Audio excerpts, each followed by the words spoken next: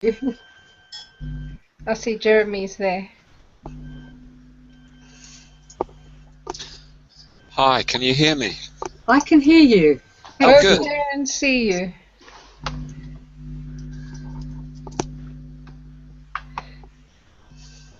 Hi. Well, it's always a bit nail-biting when we try the technology. Yeah, Sandra, I think the important thing to realize is this is how we develop the skills of facilitating online. We have to begin somewhere. Exactly. So fortunately, that we're not being marked on our technological abilities here. What you'll be marked on is your ability to reflect on the experience. So it's always, I mean, every time I try out a new application, and I try out many because in applying learning technologies, every single year I've got to do another audit of my own personal skills because things change so rapidly. And I go through the same thing every single year. Have to try it out, make all the mistakes, get all the issues with feedback sorted out. But then after a while, after using it a couple of times, you're through that, the learning curve. I'm just saying this for the benefit of Francesca because we were having a conversation a little earlier about how scary it is with all these new things. Yes, it is. Yeah. So once you stop being scared of being scared, it becomes quite exciting to experiment. Sandra, over to you. Right. Would you like me to start the presentation now? We would. Can I just check one thing? Are you recording this? I think you are because you're on Google Air. Yes. Yes, I am. So you will have a recording. There will be a recording and there will be a link to it. Okay, so I won't worry about recording. Okay. Okay. Yeah. Right. So this brief presentation is about the Blogging to Learning experiment with the Becoming an Educationalist students that we engaged with this year. I hope you've all received the PowerPoint,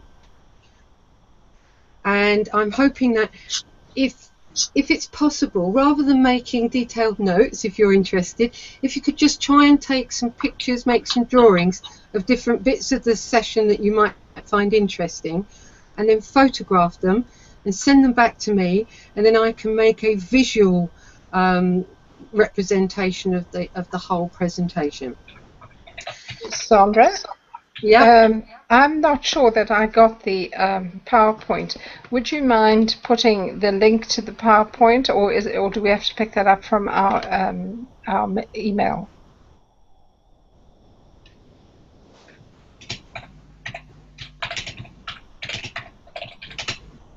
You there, Sandra? I think we seem to have lost Sandra again. Oh.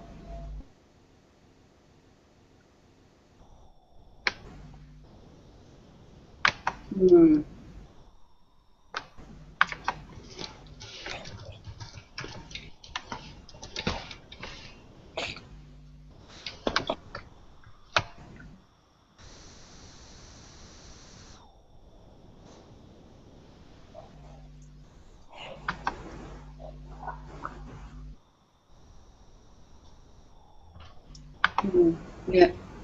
We just have to wait till she gets back in. Yeah.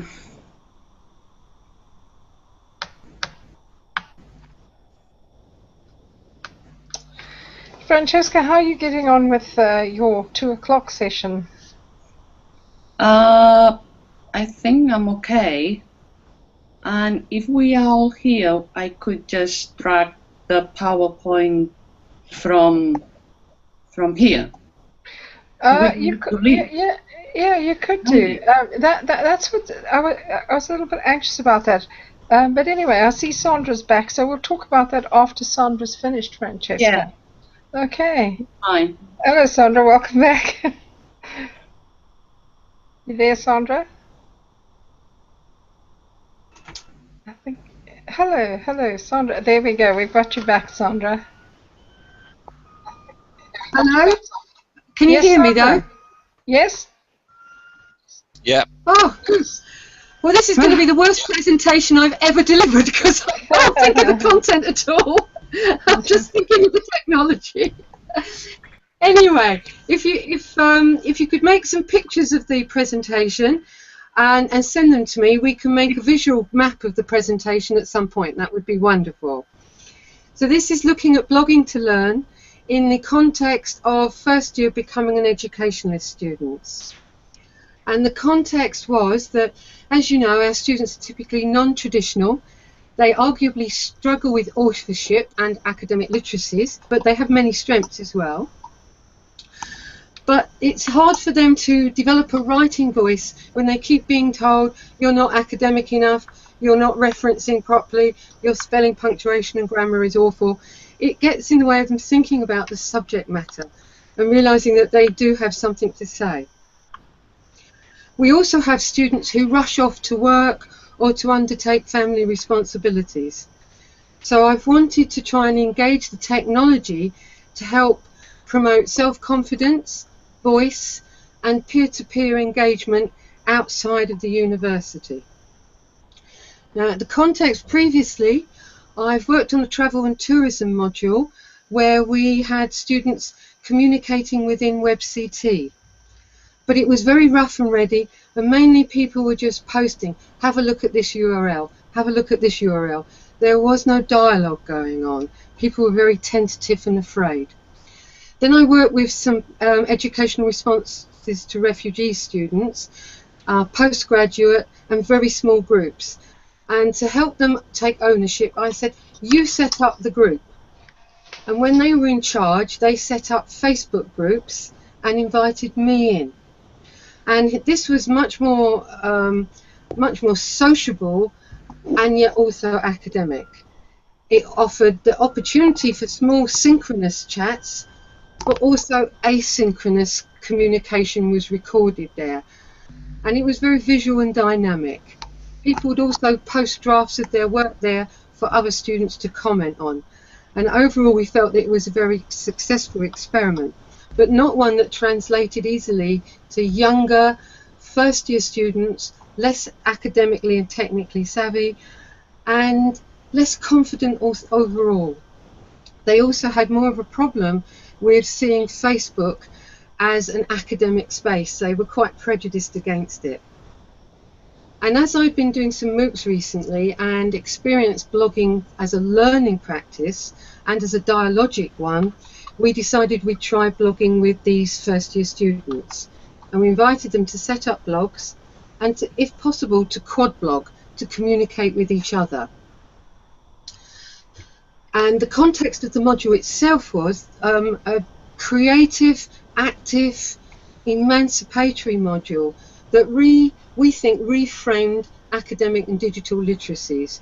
There was dance and role-playing and music and inquiry-based learning and problem-based learning and visual practices. And the students themselves felt it was challenging but engaging, and that they definitely felt we were there to help them succeed.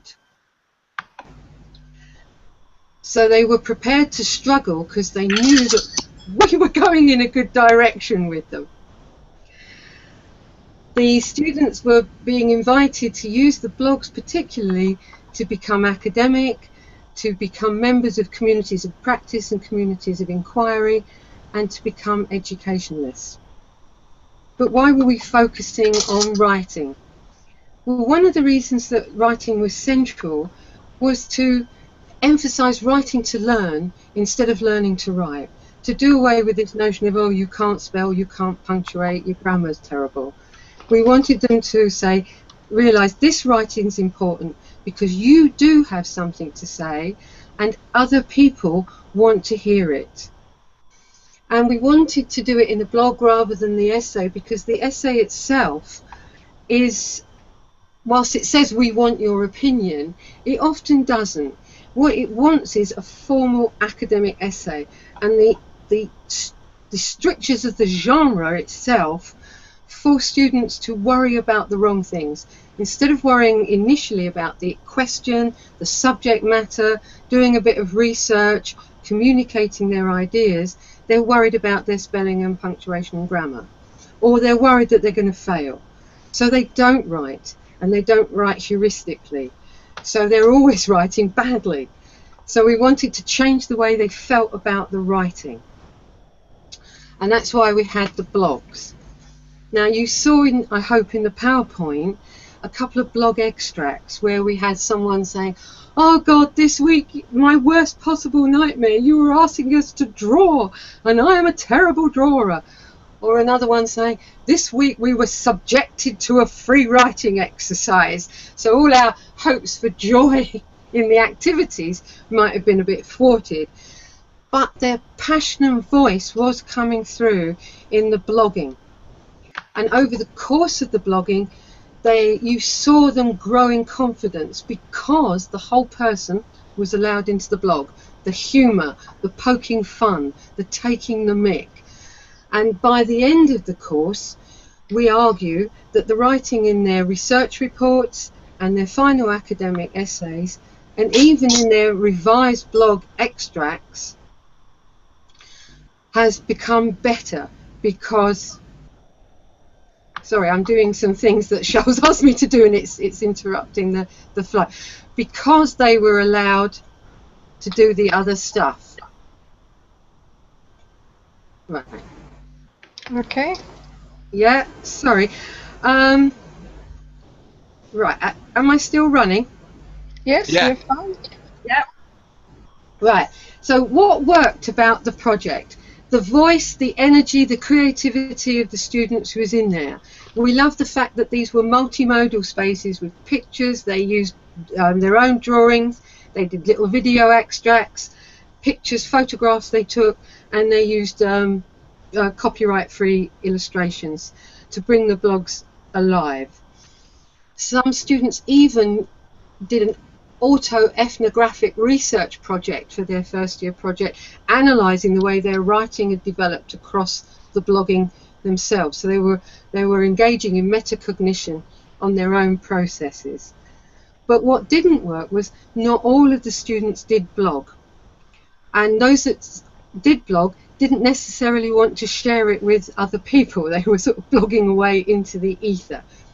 And when we asked them why this was, they said they lacked confidence to share, or lacked confidence to blog, or lacked the practical expertise. They're not digital natives, in the way Premski argues.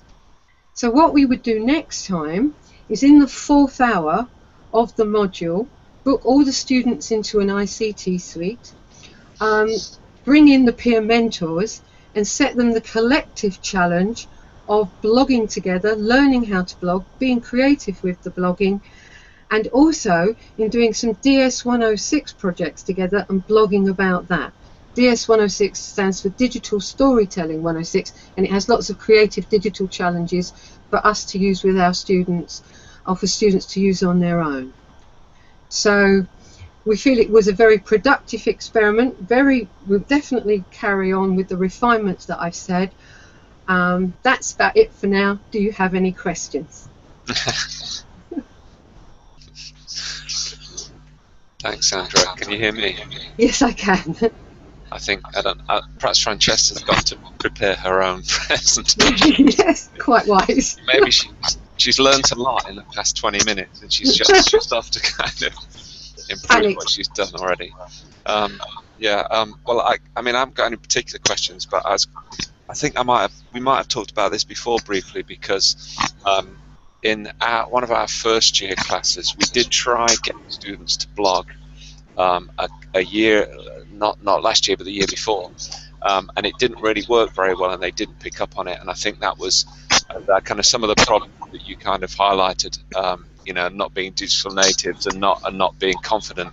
I think that's part of it, and also probably being about the lack of clarity about what the blog was for, and the fact that they were. I think, you know, that idea of not being sure that whether you're supposed to be writing something academic or not, I think was something that was a bit unclear to them as well. So it didn't work very well. And I spoke to Jim Pettywood a few weeks ago, and he's kind of talking about how he can help our module, and he suggested that the staff blog as a kind of collective organism, if you like, so that we can be seen to be kind of doing it in a very non-threatening, non-academic way. So I think what we might do is, in the first year, we might do our own blog with a view to getting them to form one for themselves at a later date. I don't know whether you think, or Charles, whether you think that might be a good idea. Can I say we did do that? We did do our own class blog to the students, and I hope what we did with that was model the slightly more informal voice, the bit of humour. We put photographs in there as well, and we invited them to comment on the weekly blog, and we put links to the blog in Weblearn so they could come out and realise that they could catch up on the class in this slightly more discursive and friendlier space. So I'm hoping that we did that. We also tried to get students to share the blog posting that they did, and where they did, that worked very well. But I would stress, my recommendation would be to stress that to say to them, maybe not in these words, but it is a quasi-academic space, and that they are to enjoy it more, and it's not going to be marked in any way the same way that an academic essay would be. So to give them permission to enjoy it in that different way. I'm just picking up on the side here. One of the essential things to kind of bring into your planning for future, this is for all of us, is that it's difficult to run a successful synchronous event if you haven't got a helper, because there's a whole lot of stuff happening on the side there, Sandra, while you're presenting. Agatha can't get in. Francesca has lost the connection, and so forth. So right. You need a helper to take care of the background noise. Try and get people back online, etc. Also, because you were involved in your presenting, it was difficult for you to see that some of us haven't seen your PowerPoint. Okay, so I wondered, Sandra, why you didn't use the there's a Google Hangouts toolkit, and it does allow you to screen share. It's the little green. It's a little green square on the left-hand side. Do you have that on your Google Air? Not on this not on the screen that I'm watching at the moment. For future, this could be for future. In fact, I think I might be able to demonstrate it by. I'm just going to go in to see if I can demonstrate my own screen. Let's do that. So I'm going to start a screen share. And where I would have been, this is me here, you can see, can you see there's a double iteration, Sandra, if you like. Yeah.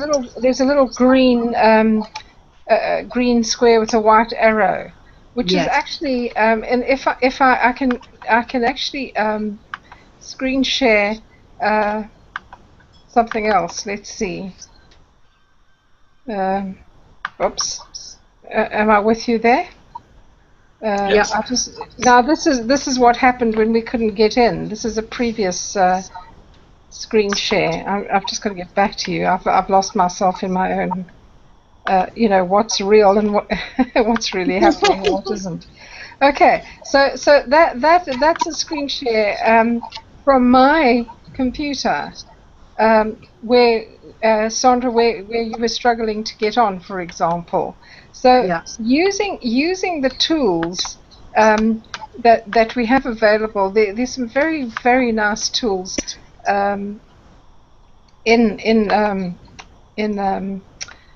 Google that we can use. So what I'm saying is I'm encouraging you to explore those. Okay, and I'll just see if I can get myself back. I see you've opened Capture, Sandra. Well done. Well, only because I was invited and I don't quite know what I've done, but I'm glad it's there. Well, I've lost myself, so I can't find myself. Okay. Thank you. Let's see if I'm back in action yet. Right. Okay. So just you know, for the purposes of the recording and everything else, have a look at the apps that you can add. There's some really good ones. Thank you. Jeremy, you just to come back to your question, would you mind just repeating the question if you can remember that far back? Well, I suppose I'm kind of interested in what Sandra was saying about blogging and the extent to which students to get involved with it. And so what we planned to do, what Jim's kind of suggested, was that we, as a group of teachers on one of the modules that I teach, that we, 2 or 3 of us, blog for the students in a way, for them to kind of model it and to show that it's not something to be scared of, essentially, and then get them to, if we can get them involved in commenting, then hopefully that will encourage them to actually set up a blog at a later time for themselves. Yeah, Sandra, could you just reiterate for me, or iterate for me, how you know, what steps you took for the orientation and induction of your participants, of your students, in the use of blogging? Yes, this is one of the things that I think we made a mistake, because we assumed much greater familiarity with the web and technology than the students actually had. So what we said was we wanted the students to do weekly reflective journals, and that we were urging them to do it in a blog format. And we showed them WordPress, and we showed them Blogger, and we showed them, oh gosh, PB Works, which is a more private one. And some of them did just take it and run. And it sort of lured us into a false sense of security. What I would do next time is get them into a computer suite and get them setting up a rough and ready blog straight away in the first 2 or 3 weeks of the course. We wanted to use one of these external sites because we wanted to infuse the students about blogging, so they could take the blogs away with them out of this module and hopefully carry on throughout their whole education studies degree program. And some of them are definitely going to do that. So that was why we didn't do it within WebLearn. Indeed. Sandra, if I may interrupt you there just to pick up the point, because it's such an important one. This issue, the issue we're discussing now, is the major reason why people drop out of MOOCs and blog participation and everything else. Because there are a number of things happening there. There's the need to get to grips with the conceptual landscapes, the learning landscape. Then there's a technical layer, which we've just experienced in the last half hour. And if you lay that on students who are so busy and so stressed anyway, you get this massive fall off. So it's got to be, the induction, the use of the technology has to be very, very carefully done. So it's one of the reasons why pure distance courses, as opposed to blended courses, do fail, because people just can't get access. So Agatha, for example, hasn't had any access, although she was on when we started. Francesca's we've lost her altogether. Now that's a usual thing, and it's again an underlying factor that when you're doing synchronous presentations, you definitely need a second, second moderator helping with the external. That's sort of part of the way we go about things. The other point that I have to make about the use of blogs or anything, if it's integrated, and I think it was in your case, Sandra, if it's integrated into the the learning design in this sense. I know that we don't want to rely on marks to use as carrots for students, etc. But unless it means something significant, it's, I think, unrealistic to expect a student to be as enthusiastic as I am about digital technology, because Sandra, as you pointed out, we don't have that many digital residents, even if they are under, whatever the cutoff point is for those with bent thumbs is. So we have to be very circumspect about the amount of technology we introduce and how it, whether it's a seamless part of the learning design. In other words, it's integral to the criteria that you're looking at. And I think in your case, Sandra, it was. Yeah, and I would recommend to you, Jeremy, that I would try and get students blogging if it, as Charles says, if it's integral to the learning design as soon as possible, even though they might do it clumsily. But then you model it and encourage them to develop their style. I think it's, to me, the important thing is to say that these ones are not being judged on academic criteria. It's about the quality of their engagement with the learning. But I'm worried that if they're not introduced till later, the students may have already set up these expectations. They don't have to do it, and may set themselves against it even more, funnily enough. So I would model it and do it. Sorry. Agreed. No, indeed, Sandra. The sooner the better. And there's a need, I think, to set up the exercise twice, so that they have a formative stab at using the stuff to do what you want them to do, and then another go for the actual purposes of what you're doing. Because especially if you can organize 2 face-to-face sessions with an online session in between. So the first session, you do your induction and your orientation and your practice. The second session, they have to, do it out there, and then you come back, so that in a studio, in a computer studio, and go through the whole exercise again, so that they don't feel alienated. It's a very common thing. The research is all there. The loneliness of the long-distance learner, because I'm sure Agatha is sitting there wondering what's going on. I'm just using, Sandra, that's not an issue that you can take in on yourself. It's just that these are the things that we need to be aware of and design in, and we design in by having a helper.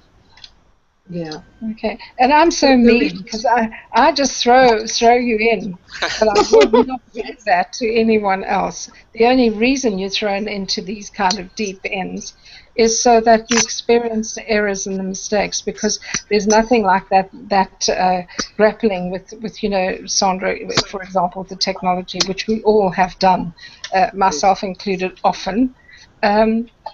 It's not, it's like riding a bicycle. It's the old thing of, you can theorize about bicycle riding, you can talk about the physics of motion, you can, show people videos of riding bicycles, but in the end you have to get on the bike and ride, and technology is very visceral in that sense. Very, it's a practical issue. So, I have thrown you into the deep end for that purpose, not because I'm mean. Yeah.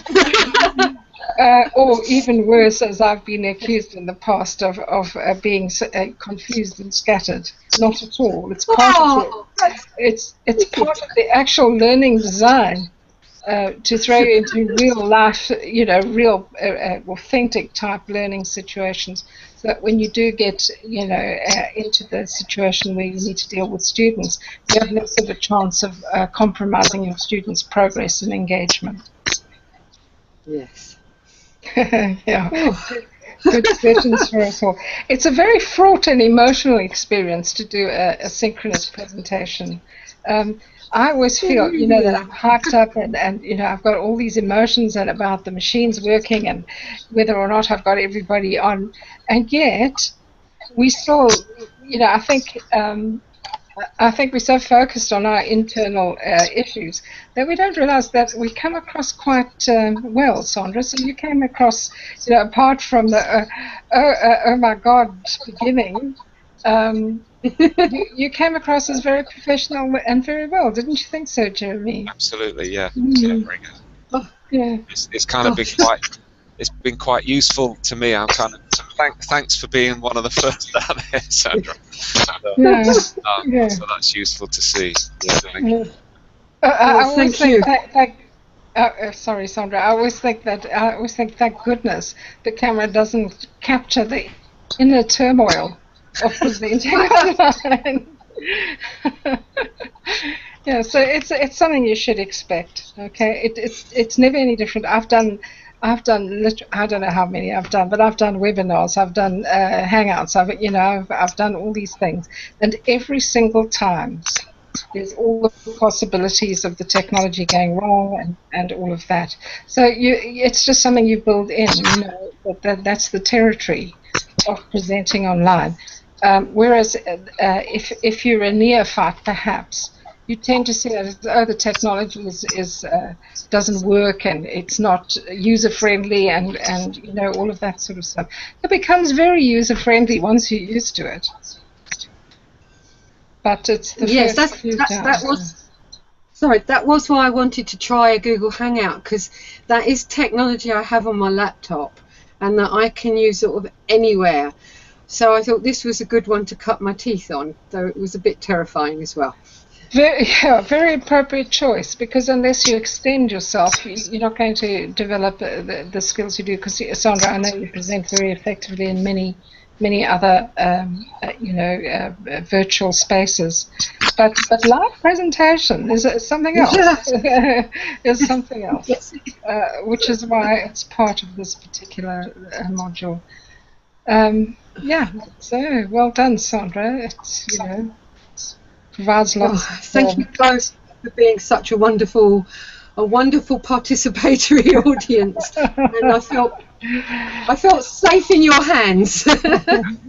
Well, Jeremy, you've certainly earned your CEDA certificate, because you've been hanging in through thick and thin through all kinds of disasters. Sandra, you weren't part of Fleur's wonderful presentation. Were you?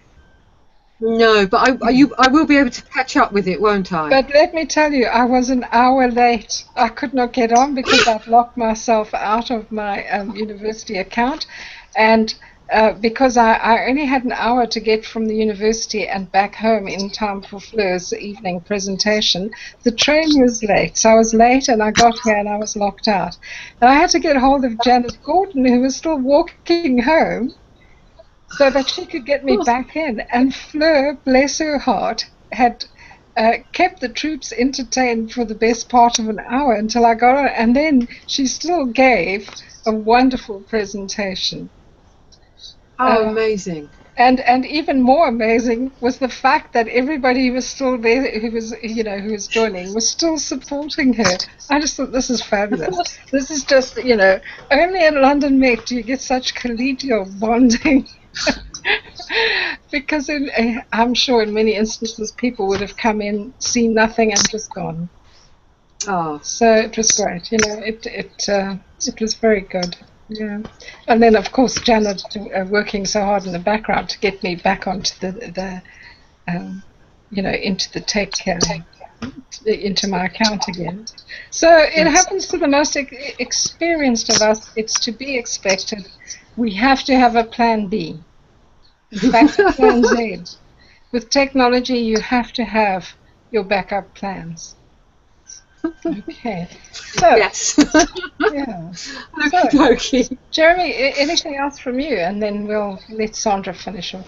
Yeah, no, sorry, I don't want to keep you out any longer, but I mean, I just wanted to know how. Well, maybe we'll do this over email. I'm working out how to record, and I've actually kind of downloaded some free software to kind of screen record I was going to do a Google Hangout, but I didn't realise there was a facility to record it within that. So this Google to Air, I'll have to have a look at that. I'll look it up. Okay. Yeah, so you'll have to look at Google Air to do that. The problem with recording your own live presentation is with a separate application is often you get terrible feedback issues and interference with your microphone and all of that sort of thing. I've been guilty of that myself in a worldwide streaming broadcast. I decided to record my own stuff, and all I got was that same feedback that we were getting with when Sandra started. So for recording, try to find. The Google Air has the facility to record, which is why you use Air rather than Google Hangouts. Air is specifically for streaming broadcasts. Okay. Okay. And secondly, you should always have a backup recording. Now, I'd set myself up for a backup recording for Sandra, but I was afraid it was my interference, so I shut it down. And I hope that, Sandra, that the recording's there for us. Because, usually you get someone else to use web capture software. There's any amount of web capture software available. And for example, in our case, if you had students on board, you would call the E-team, the CELT E-team, and organize for them to do a recording, an extra recording, a backup recording, if it's not integral already, like it is with Collaborate or any of the other presentation software where we need recording. Okay, so I did this one. I stumbled across this one accidentally. Because this one is a live broadcast, and when we finish, it will be a recording. And I just discovered that by accident. And it is just a hangout, but it's gone as a live hangout. Okay, Sandra. Because they're endlessly improving. Almost on a daily basis, you get something new. I'm often lagging behind, so anything that simplifies the process, if you could share that, it would be marvelous. For example, if Jeremy's going to be using Google Air, I'm sure Sandra wouldn't mind giving you sort of the rundown of the steps. And I know Francesca was so excited when she discovered she could do this. She was saying, well, maybe if you all just stay here, then I can get on with my... She's doing it via Google Docs. And then we got into the conversation about it being really scary, that there was so much new all the time. In the end, you just choose what you've got and you go with that. Sandra, well done. Okay. Very good. Well done. Thank you. Yeah, very good. Thank you very much. Yeah. Okay, so we'll meet again soon. Okay. Soon. Okay. Yeah. Bye-bye. Bye-bye. Bye. Bye-bye.